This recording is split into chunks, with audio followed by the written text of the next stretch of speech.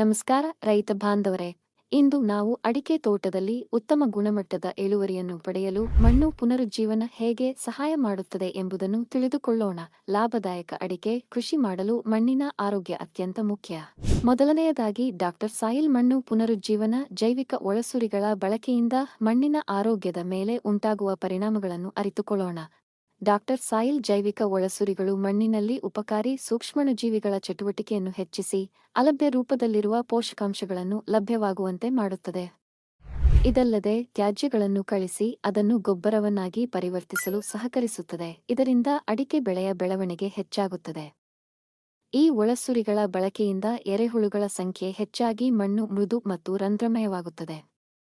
ಈ ರಂಧ್ರಗಳಲ್ಲಿ ಗಾಳಿ ಮತ್ತು ನೀರು ಸರಾಗವಾಗಿ ಸಾಗುವುದರಿಂದ ಮಣ್ಣಿನಲ್ಲಿ ತೇವಾಂಶ ಹಿಡಿದಿಟ್ಟುಕೊಳ್ಳುವ ಸಾಮರ್ಥ್ಯ ಹೆಚ್ಚಾಗಿ ಬೇಸಿಗೆಗಾಲದಲ್ಲಿ ನೀರಾವರಿಯ ಅವಶ್ಯಕತೆಯನ್ನು ಕಡಿಮೆ ಮಾಡುತ್ತದೆ.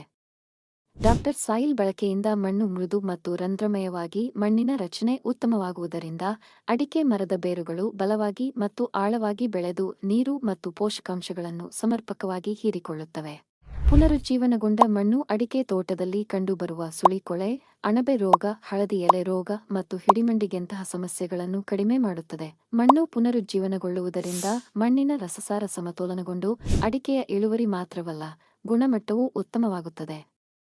ಇದರಿಂದ ಮಾರುಕಟ್ಟೆಯಲ್ಲಿ ಉತ್ತಮ ಬೆಲೆ ಲಭ್ಯವಾಗುತ್ತದೆ. ಮಣ್ಣು ಪುನರುಜ್ಜೀವನಗೊಳ್ಳುವುದರಿಂದ ರಾಸಾಯನಿಕಗಳ ಬಳಕೆ ಕಡಿಮೆಯಾಗಿ ಕೃಷಿ ಉತ್ಪಾದನಾ ವೆಚ್ಚವು ಗಣನೀಯವಾಗಿ ಕಡಿಮೆಯಾಗುತ್ತದೆ. ಹಾಗಾಗಿ ಕೀಟ ಮತ್ತು ರೋಗ ನಿರ್ವಹಣೆಗೆ ಮಾಡಬೇಕಾದ ವೆಚ್ಚ ಕಡಿಮೆಯಾಗುತ್ತದೆ.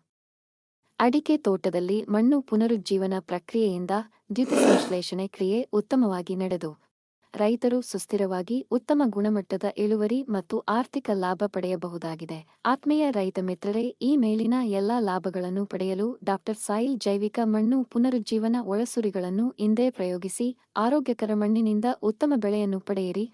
ಆರೋಗ್ಯಕರ ಮಣ್ಣು ಸುಸ್ಥಿರ ಕೃಷಿಯ ಅಡಿಪಾಯ.